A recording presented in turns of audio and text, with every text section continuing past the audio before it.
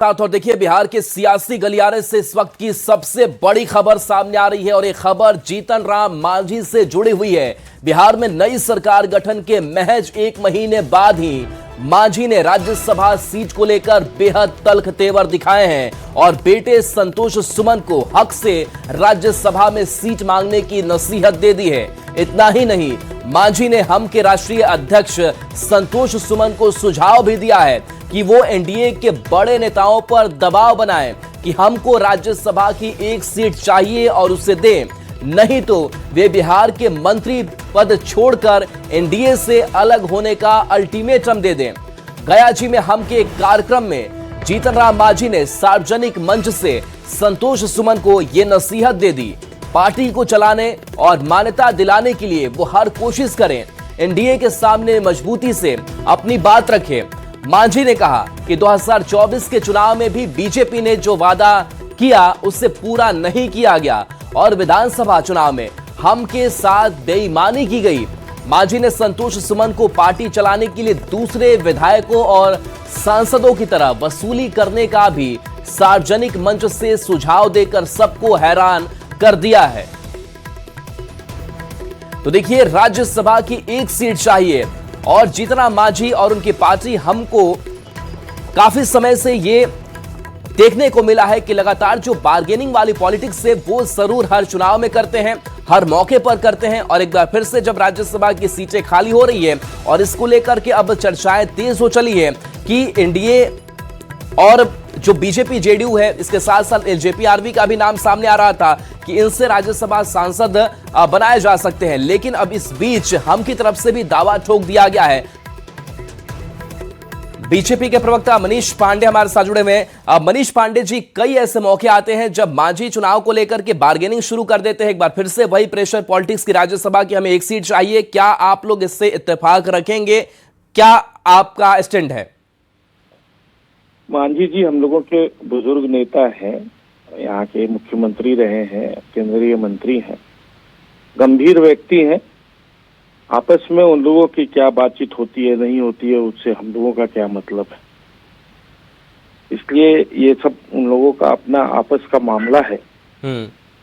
आपस में लोग बहुत सारी बातें करते हैं, तो ये उन लोगों का आपसी मामला ही है। आपसी मामला, लेकिन ये तो एनडीए का साझा मामला बन जाता है क्योंकि सहयोग देने की बात आती है कि आप सहयोग दे रहे हैं नहीं दे रहे हैं उनके राज्यसभा की 1 सीट की जो चाहत है उसको लेकर।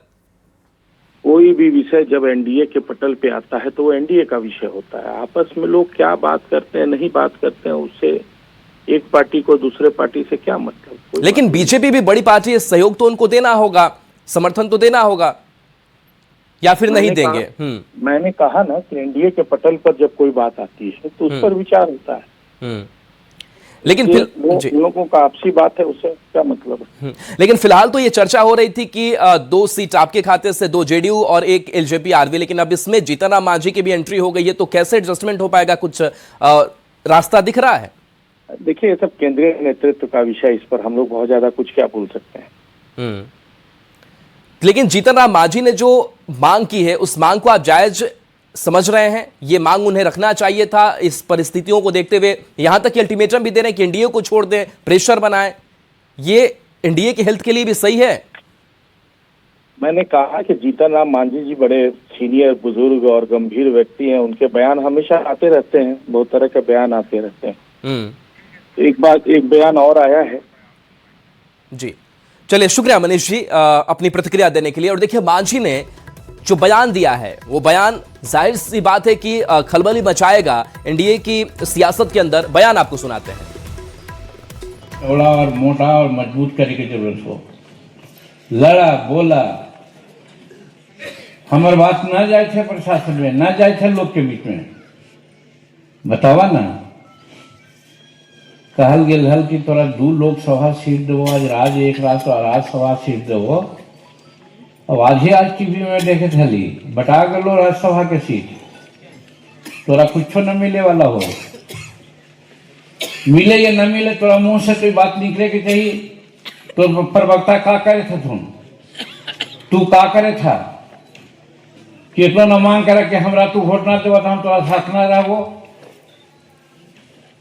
तू हमारा टिकट न देवा राज्यसभा के तो हम तोरा साथ न रहो। बंट गलो 5-7 गो सीट हो, 2 गो बीजेपी और 2 गो जदयू आ एगो लोजपा, 5 गो चल गलो, तोरा कुछो न मिले वाला हो। हमरा तो मन हो कि तोरा डिक्लेयर कर देवे के चाहिए। ठीक है, तोरा पास ताकत नहीं है उतना, लेकिन चुट्टी पर हाथी के पैर पड़े है तो चुटिया जरूर छटपटा है हथिया के काटे ला। भले हथिया के कुछ ना होवे, लेकिन वो छटपटा है, और उसी हमरा छटपटाए के चाहिए। अगर सोचवा कि हम केंद्र में मंत्री, हम राज्य में मंत्री, मंत्री पर छोड़े पड़े तो पार्टी न चलतो। छोड़ द मोह कि हम केंद्र में मंत्री ही, छोड़ द मोह कि हम बिहार में मंत्री ही। अगर हमारे संगठन तैयार हो जाते ऐसा कई एक मंत्री बन जेतन आगे जाकर के।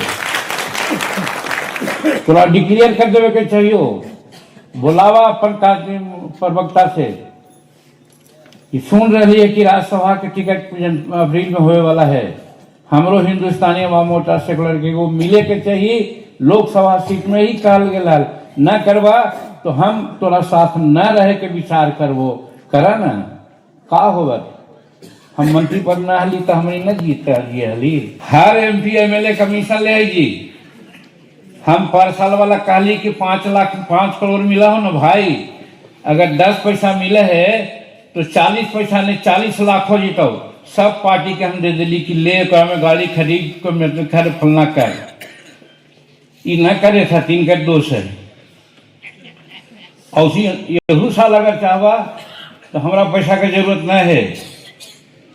हम वही 2 साल देवो तो 40-80 लाख हो जी। तो 80 लाख कोई पार्टी को होती तो मामूली बात है जी। तहसीला तो कम से कम तहसील बाबा न 5-10% पर जाए तो 5% पर दावा, तो 5% पर लेकर के करा।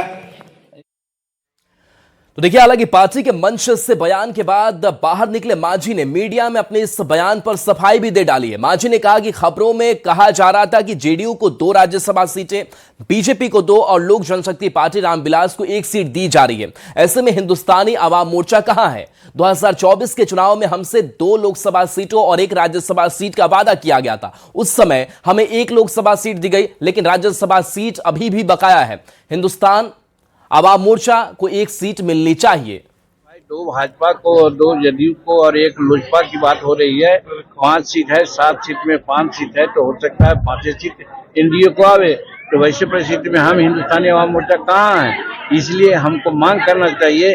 2024 के MP चुनाव में हमको कहा गया था कि 2 लोकसभा का सीट देंगे और 1 राज्यसभा का सीट देंगे।